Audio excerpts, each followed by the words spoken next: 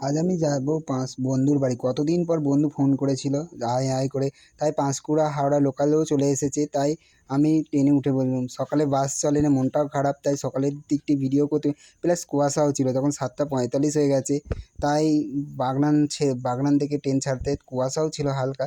কুয়াশাটা কাটতে আমার মনটা তবু একটু স্বস্তির হলো। বন্ধু ফোন করেই যাচ্ছিল আমাকে, কখন আসবি, তোর তো 7টায় ঢোকার কথা, এখন তো 7:40 হয়েছে। আমি বলছি আর বলিস নি, ট্রেন লেট হয়েছে। তাই ট্রেনের ধারে গেটের কাছে দাঁড়িয়ে অনেকক্ষণ দেখছি, বিশ্বাস না হয়। তারপর আমি চলে এলাম ঘোড়াঘাটা। ঘোড়াঘাটার দিকে জবা গাছ, এত সুন্দর ফুল চাষ এই মেদিনীপুরের দিকে যেতে যেতে খুবই ভালো লাগে। চারিদিকে কুয়াশা ভর্তি। তারপরে আমি চলে এলাম দেউলটি। দেউলটিতে টগর ফুল, জবা ফুল, কত রকমের ফুল গাছ লাইনের ধারে ধারে এত সুন্দর বসানা। তারপরে আমি চলে এলাম কলাঘাটের ওভারব্রিজে উঠছি, যেইটি নদীটা পেরাতে হবে। এত কুয়াশা যে তোমাদের ব্রিজটাকে দেখাতেই পাচ্ছি না। তবুও আমি নদীর জলের সাথে দেখো মিশেই গেছে, ব্রিজ বোঝাই যাচ্ছে না। তারপরে আমি চলে এলাম কোলাঘাটে। সব ফুলওয়ালারা ছুটে ছুটে আসছে ট্রেনটাই ধরবার জন্যে। দেখো দেখাই যাচ্ছে সবাই মিলে এসে তখন প্রায় 8:30 বেজে গেছে।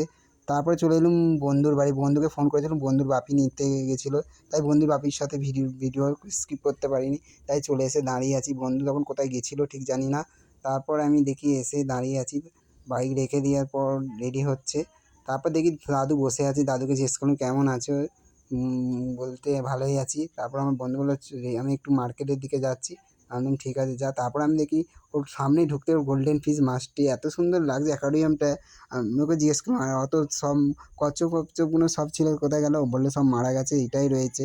তাই ওর সাথে আমি একটু বললো থাক আমি আসছি। আর আমার সাথে আমি বললাম না আমি যাবো না, ওর সাথে একটু সময় কাটাই। তাই অ্যাকোয়ারিয়ামের পাশে আমি অনেকক্ষণ দিয়ে মাছটির সাথে খেলা করছিলাম। তখন জামা প্যান্ট চেঞ্জ করে বসতে শুরু করে দিয়েছি। ঘরে কেউ ছিলও না, তাই আমি ওর সাথে অনেকক্ষণ দিয়ে এইদিক ওইদিক তাকিয়ে ইয়ে করেই যাচ্ছি বসে বসে। তারপরে আমি চলে এলুম ওর বাড়ির উঠানে দাঁড়িয়ে আছি। এত সুন্দর ওর বাড়িটা, এত চারদিকে ধান গাছ চাষবাস। তারপর আমাকে বলছে জানিস আমি মুরগি পুষেছি। তাই মুরগির খাঁচাটার কাছে আমি গিয়ে দেখি কতগুলো মুরগি ঢুকানো আছে। তারপর আমি চলে এলাম, 12টা বেজে গেছে, চান করবো বলে রেডি সাবমার্শাল কল মাঠের মধ্যে, চারিদিকে ধান গাছে ভর্তি। তাই আমি চান করবো। আমি তখন বলছি আমরা তো টাইম কল আর পুকুরে করি, বলছে এই কলে চান করে দেখ না কত সুন্দর লাগবে। আমি তো কোনোদিনও করিনি, ভয়ও ভয় লাগছে। তারপর চান করার পর বললো একটু ঘুরতে বেরোবো। তাই আমি চলে এলাম গোপীনগরে রাজবাড়িতে ক্যামেরা ওই যে বমের গলা ছাড়া। তারপরের দিন আমি চলে এলাম বাড়ি যাবো বলে রওনা পাঁশকুড়া লোকাল চলে এসেছিলো। তাই আমি ট্রেনে বসেই আছি অনেকক্ষণ ধরে। পাঁশকুড়াটা তো আমাদের তো ভিডিও স্ক্রিপ্টটা করিনি। অনেকক্ষণ ট্রেন ছাড়তে তারপর মনে পড়ে গেল পাঁশকুড়ার ধারে কত সুন্দর সুন্দর ফুল চাষ হয়, সেইগুলো তোমাদের দেখাবো। আর কেমন পাঁশকুড়াতে আদিবাসী, আমাদের কলেজটাও তোমাদের দেখাতে পারিনি, কিন্তু এই দেখো আদিবাসীরা কেমন থাকে, কী সুন্দর ট্রেন লাইনের ধারে। তারপরে চলে এসেছি, যেতে যেতে ওদের দিকে দেখে তারপরে দেখি মনে পড়ে গেল তোমাদের দিকে কেমন পদ্ম ফুল চাষ হয় ঝিলগুনাতে, তোমাদের সাথে শেয়ার করবো বলে। তাই আমি দেখাচ্ছিলাম কী সুন্দর দৃশ্য। আমার তো খুব ভালো লাগে, তোমাদেরও ভালো লাগবে।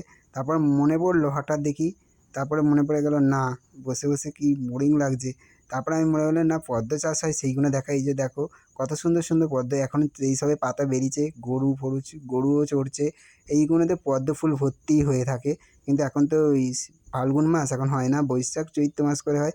আজকের মতো এখানে ভিডিওটি শেষ করছি। ভালো লাগলে কমেন্ট করে শেয়ার করে গুড বাই।